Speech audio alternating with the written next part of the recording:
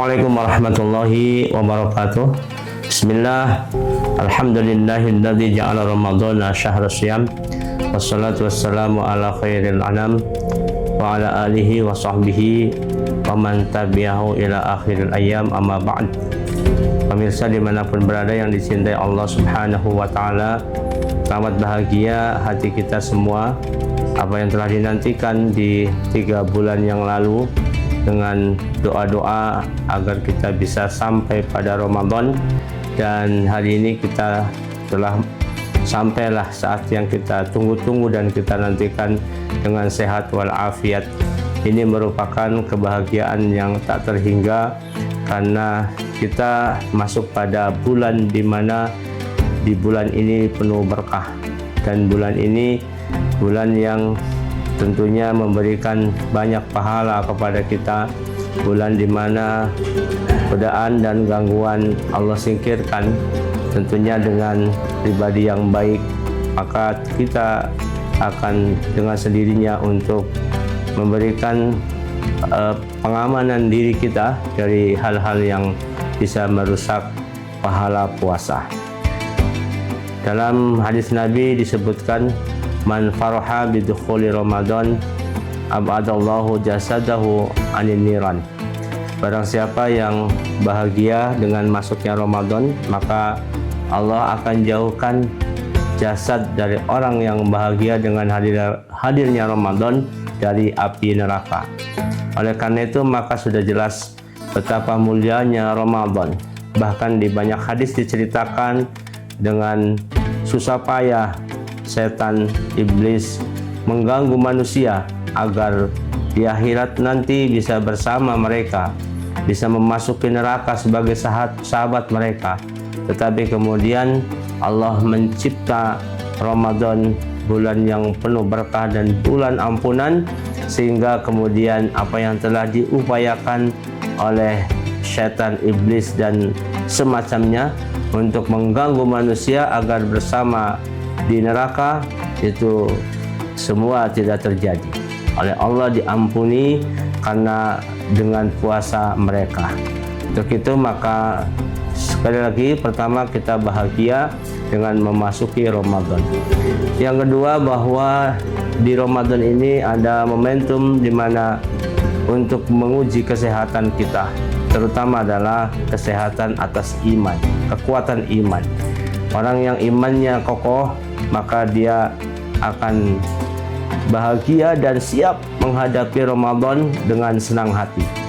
Orang yang imannya berada dalam dada, maka dengan adanya Ramadan, ya hanya sekedar kemudian sakit yang tidak akan membahayakan, dia akan terus akan berpuasa. Sebab Nabi Muhammad berfirman, sumu tasihu. Maka ketika kemudian sakit yang tidak membahayakan kemudian dibawa berpuasa, maka tentunya akan semakin sehat. Oleh karena itu maka orang yang berpuasa adalah mereka yang teruji keimanannya, bukan karena kekuatan untuk menahan lapar. Nyatanya banyak orang yang memiliki badan besar, kemudian postur tubuh tinggi, tetapi kemudian mereka tidak berpuasa dengan alasan tidak kuat. Ini sesungguhnya bukan karena fisiknya, tetapi adalah hatinya. Untuk itu maka dengan keyakinan bahwa puasa ini adalah sarana untuk membuat kita sehat, maka kita akan menempuh untuk berpuasa, dan Allah akan memenuhi apa yang dipersangkakan oleh orang yang berpuasa untuk kemudian bertambah sehat.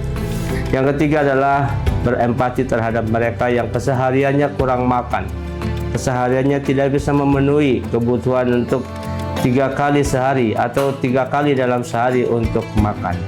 Kita tentunya untuk menumbuhkan rasa empati, kita merasakan langsung betapa memang orang yang tidak cukup dan tidak mampu membeli makan, begitulah rasanya. Oleh karena itu maka pantaslah di ujung nanti ada zakat yang wajib dikeluarkan, yaitu zakat fitrah.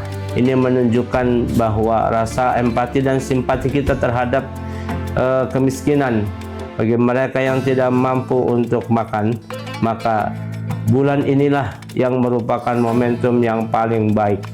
Untuk mereka yang memiliki kelebihan keuangan, maka infak di bulan Ramadan jauh berlipat ganda pahalanya dibanding di bulan lainnya. Amal di bulan Ramadan jauh berlipat pahalanya dibanding amal di luar Ramadan. Untuk itu terutama bahwa kita melihat kanan kiri kita, barangkali ada fakir miskin bahkan sampai tidak mampu makan, tidak mampu untuk sahur, dan juga tidak ada yang dimakan untuk berbuka puasa, maka kewajiban kita sebagai tetangga harus bisa memenuhi. Tentunya tidak banyak ya, hanya mungkin beberapa yang dibutuhkan oleh mereka dan kita mampu. Oleh karena itu maka bukan hanya sekedar untuk diri sendiri puasa ini, tetapi juga berempati kepada orang lain. Kita melihat kanan kiri kita, barangkali ada yang perlu dibantu, maka saat inilah momen yang paling baik untuk membantu mereka.